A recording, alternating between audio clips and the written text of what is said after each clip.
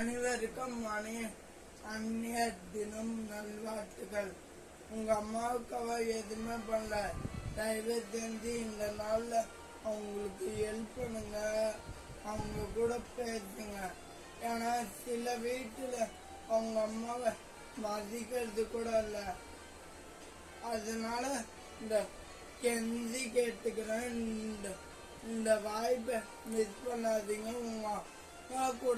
உங்க அம்மா கூட இன்னைக்காவது ஒற்றுமையா சிரிச்சு பேசுங்க.